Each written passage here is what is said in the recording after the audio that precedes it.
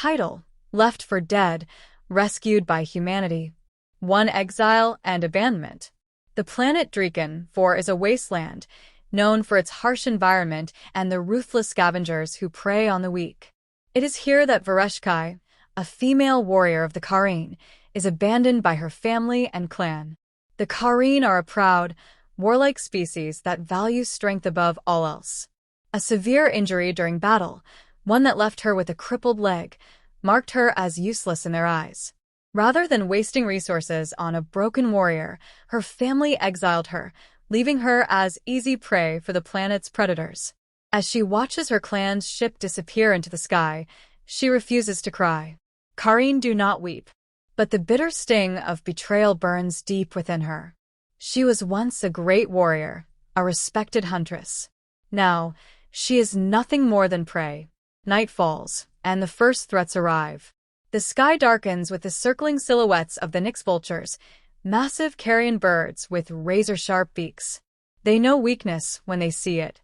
Varesh picks up a jagged piece of metal from the wreckage around her and growls. If she is to die, she will die fighting. 2. The human. Just when the vultures swoop in for the kill, gunfire echoes across the wasteland. The birds screech and scatter. A lone figure steps forward from the shadows, a weapon still raised. A human. Ethan Carter, an ex-mercenary, had been stranded on Dreeken 4 after a job went south. His ship was wrecked, his crew dead. He had been surviving on whatever he could scavenge, avoiding both the wildlife and the more hostile inhabitants of the planet. He eyes Varesh with suspicion. He's encountered Kareen warriors before. Most of them saw humans as little more than pests or weaklings. But she is injured, abandoned. Not a threat. Ethan lowers his rifle and extends the hand.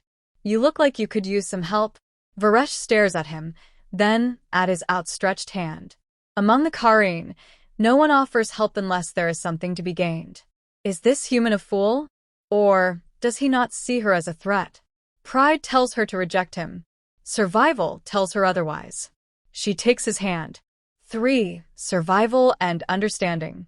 Ethan leads her to his makeshift shelter, a crashed cargo pod that he has reinforced over the past few weeks. He gives her food, strange but edible, and tends to her wounds.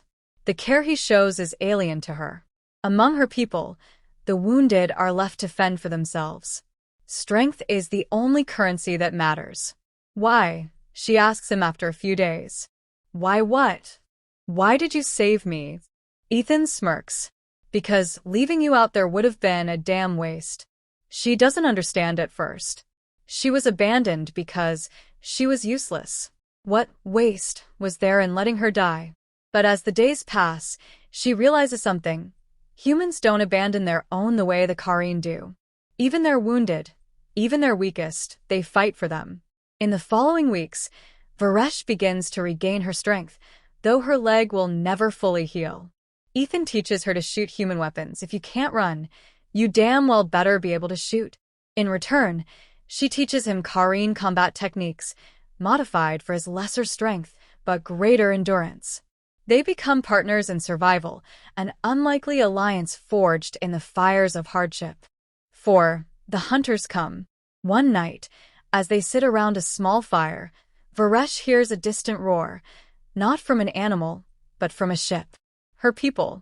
Ethan notices her tense and raises an eyebrow. Friends of yours? Her claws tighten around her weapon. No. The Kareen do not take back exiles. If they are here, it is for another reason. A squad of Kareen warriors disembarks, led by Varesh's own blood brother, Takarkai. He sneers when he sees her. Still alive, sister? How unfortunate. He explains why they are here. The Scythe Syndicate, a powerful crime organization, has put a bounty on Ethan's head. The Kareen warriors, acting as mercenaries, have come to collect. Takar offers Varesh a chance to redeem herself. Kill the human, and perhaps our clan will welcome you back. Ethan looks at her. He doesn't raise his gun. He doesn't try to convince her. He simply waits. Varesh steps forward. Her eyes lock onto Takar's. You abandoned me. Takar smirks. You were weak. Her claws tighten around her blade. Then let me show you the strength of the weak. 5. The fight. The battle is brutal. Ethan takes cover, using his rifle to pick off enemies, while Varesh charges into combat with the fury of a warrior reborn. Despite her injury, she moves with deadly precision, using every lesson she learned from Ethan to compensate for her weakened leg. One by one, the Kareen warriors fall. Tucker, furious, engages Varesh in single combat. He is stronger, faster, but she is smarter. In the end, she drives her blade into his chest. Tucker collapses, choking on his own blood. You are no longer Kareen. Varesh leans in, voice cold. Good. 6. A new path. With the bounty hunters defeated, Ethan and Varesh scavenge their ship for parts. They finally have what they need to repair Ethan's wreck and leave Dreeken for behind. As they prepare to take off, Ethan glances at her. So, what now? You're free to go wherever you want. Varesh looks at him, then at the stars. Her people abandoned her. Her old life is gone. But here, beside this human, she found something new. Wherever you go, human, I go.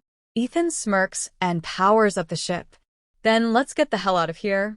As the engines roar to life, Varesh closes her eyes and lets out a breath. She is no longer the warrior she once was. She is something more. She is free.